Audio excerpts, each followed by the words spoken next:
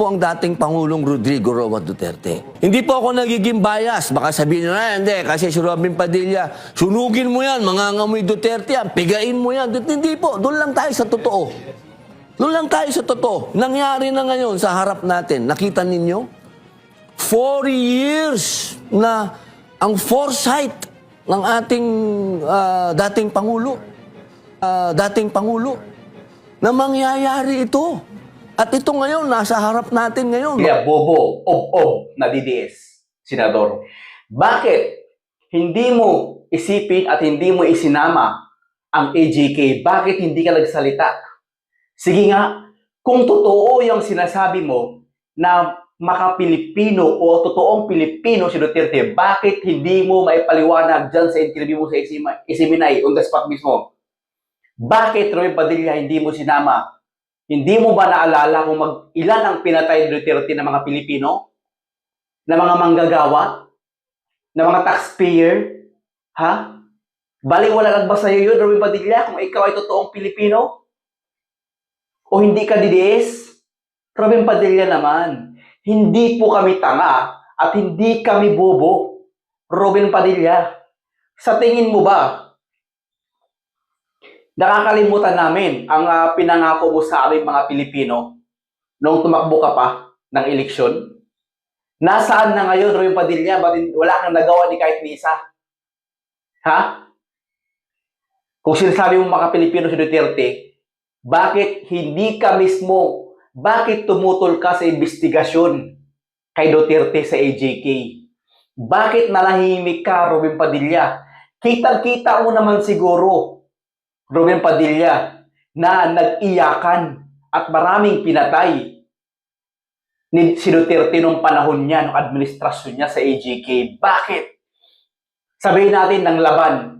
Manglalaban ba yung ilang months, ilang taon na bata? Marunong ba manlaban yung bata, Robin Padilla? Ha? Pakisagot nga ito. Anong maka-Pilipinong sinasabi mo? Para sa amin, hindi makatao ang ginawa ni Duterte noong panahon ng AJK niya, sa administrasyon niya. Nasaan ka noon? Di ba wala kang sinabi, wala kang salita kasi pro-Duterte ka? Ha?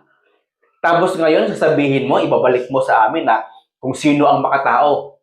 Ang totoong mga Pilipino si Duterte, walang iba. Bakit? Anong tingin mo sa amin? Robin Padilla, hindi kayong bobo. Huwag mo kaming gawing tanga. Dahil alam namin kung ano yung totoong nangyari. At lahat po yan ay may mga proof. Mga kababayan, tandaan nyo yung sinabi ni Padilla na to kung gaano siya kabubo. Ano? Panoorin pa natin ito. Mga kababayan, so ibig nyo sabihin lahat tayo ngayon maka-China o maka-Russia? Hindi po. Ang gusto... Wala kaming sinasabi na maka-China kami. Kayo at ang mga Duterte ang nagsabi mismo. Bakit? May ginawa ba si Duterte noong panahon nung nag-aagawan sa West Philippine Sea? Wala. Kinaibigan nyo ang China, pinasok nyo ang China. Di ba napabalitaan nga ay bininta ni Duterte ang West Philippine Sea? Robin Padilla, hindi kami tanga at bobo. Kaya huwag kang magdakdak dyan na hindi mo naman alam ang sinasabi mo. ng ating dating Pangulo, kaibigan natin ang lahat ng mga bansa at tayo ay maging pro-economic country. Hindi tayo pro-military country. Hindi ko po sinasabi at minamaliit ang ating sandatahang lakas. Hindi po, tama, magpalakas tayo. Dapat lang. Pero hindi dapat yan ang binabandera natin. Totoo lang, ako gulong-gulo doon sa pinamamalita natin na nagpapalakas tayo. Hindi. Dapat nga, nililihim yan.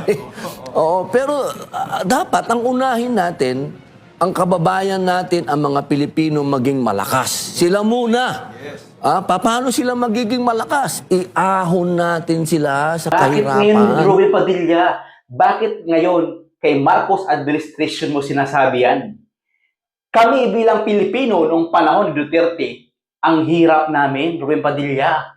Lalo na dumating yung quarantine, yung COVID. Tapos dagdag pa ng AJK. Tingin mo ba nung panahon ni Duterte, umahon lahat ng Pilipino? Hindi, nalugmok kaming lahat. Ruben Padilla naman, parang ang sinasabi mo ay lumabas lang sa tenga mo. Bakit sinabi, ibig mong sabihin, nung panahon ni Duterte, umahon ng Pilipino? Wala. Naghirap ang Pilipino. Kapag yan kumain na ng tama sa 3 beses sa isang araw, may magandang trabaho, may magandang sweldo, may tahanan na Kami ngayon, Ruben Padilla. At nakahinga na kami kasi si Duterte nakulong na sa ICC. At ang mga sangkot sa flood control ay nabisto na silang lahat. Na nung panahon ni Duterte, hindi ninyo inimbestigahan. Alam na ninyo at sinabi mismo ni Duterte na ang korupsyon ay nasa flood control. Bakit hindi niya inimbestigahan ang flood control? Di ba? Alam na ninyo. Bakit inaabot pa kay Pangulong Bongbong Marcos? Bakit siya pa ang nagsiwalat ng mga flood control scam na yan sa Pilipinas? Bakit? Bakit hindi ninyo inimbestigahan? Yan ba ang sinasabi mong panahon ni Duterte? Hindi naghirap ang Pilipino? For your information, Padilla, ang daming baha sa Mindanao at sa buong Pilipinas. May ginawa bang aksyon si Duterte? Wala. Kasi sila mismo kasabwat sila sa flood control project na yan. Kaya hindi nila inilabas, kaya hindi nila inimbestigahan, kaya pinabayaan lang nila noong panahon ng poong Duterte mo, Robin Padilla. Kaya nga ngayon, di ba, against ka sa impeachment ni Sara Duterte? Di ba? At hindi ka rin galit sa mga sangkot sa flood control. No comment ka, Robin Padilla. Kung senador ka talaga, at kung totoo ang taong bayan ang pagsisilbihan mo, bakit bias ka sa paningin naming mga Pilipino? Sagutin mo ito, Robin Padilla. Hindi kami tanga, no?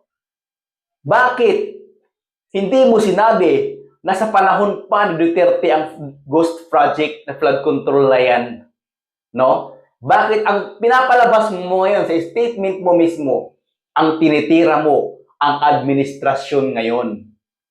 Kasi hindi maka-Pilipino? Kasi kinakalaban ang China? Yun ba, Robin Padilla? Inuulit ko po, Senator Robin Padilla, hindi na po kami bobo mga Pilipino ngayon. Mautak na po kami. Kasi lahat po nakikita namin. Kasi ang Pangulo ngayon may transparency. Hindi katulad kay Inday Lustay, kay Inday Sayad, o kay Fiona, no? Na walang transparency. Takot magpaliwanag kung saan ginamit, kung saan nilagay ang pira ng taon bayan. Hindi lang 1 million, hindi lang milyon, billion po ang pinag-uusapan dito sa impeachment ni Inday Lustay. Robin Padilla, again, hindi na po bobo kaming mga taong bayan. Kaya hindi mo na kami makukuha sa kakangak-ngak mo dyan. Kung gusto mo, sa harapan mismo ng Pangulong Bongbong Marcos, sabihin mo yan, sinasabi mo, huwag sa bias at sa DDS na media na SMNI. Alam na namin yung mga galawan ninyong mga DDS. Nagmamalinis kayo ngayon, tapos pag nabisto kayo, bigla kayong kakambyo. Bigla kayong babawi sa statement nyo. Kabisado na namin kayo mga DDS. Kaya ulit sinasabi ko, hindi na po bobo ang taong bayan, Mr. Robin Padilla, para hindi ma-analyze, malaman namin lahat yan. Niyang tawagin na kanyang kaharian. Yan ang magiging pinakamatibay na Pilipino. Yan ang pinakamatibay na ating sandata. Yung healthy na Pilipino. Kung meron po... Healthy naman kami mga Pilipino. In fact, masaya kami dahil si Duterte na punot dulo ng lahat ng kasamaan sa Pilipinas ay nasa ICC na. Robin Padilla, kayo lamang ang mga DDS ang hindi healthy. Dahil galit na galit pa rin kayo at hindi ninyo matanggap na nasa kulungan na si Duterte at hindi na makakalabas kahit kailanman. Kaya nga kami ngayon, masayang-masaya kami mga Pilipino. No? Huwag ninyong baliktarin na hindi kami masaya. Dahil masaya kami, happy kami, dahil sa wakas, yung mga biktima, yung mga pamilyang na biktima ng AJK noong Duterte, nagkaroon na ng hustisya. No? Dahil sa tagal ninyong pinagulong ang kaso na yan, hindi ninyo inimbestigahan, si Pangulong Bongbong Marcos lamang at ang iba pa. So, nagpapasalamat kami sa administrasyon ngayon dahil nagkaroon ang kababayan namin na mga biktima ng AJK, ang pamilya nila ng hustisya. Kaya masaya kami, Ruben Padilla. Kaya huwag mong sabihin malungkot ang mga Pilipino dahil sa nangyayari sa bansa ngayon. Mali na naman yan, Ruben Padilla, ang statement mo. Bilang isang senador, dapat ikaw ang magsulong ng kabutihan at mag-umpisa ng investigasyon. Kung may mali, dapat huwag kang maging bias. Tama yung sinabi mo, dapat hindi ka maging bias. Pero sa nakikita namin sa galaw mo at sa mga pananalita mo, isa kang bias. No? Halata naman na against ka sa administrasyon ngayon. Halata naman na hindi ka pabor sa ginagawa ng Pangulong Bongbong Marcos ngayon. Kaya, Roy Padilla, nagsasayang ka lang ng oras at labay mo dyan. Dahil kaming mga Pilipino, gising at mulat na sa katotohanan sa mga nangyayari at kung sino ang totoong Judas dito sa bansang Pilipinas.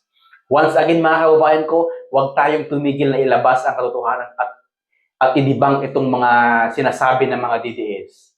Like, share, and subscribe mga kababayan. Maraming salamat po sa inyong lahat.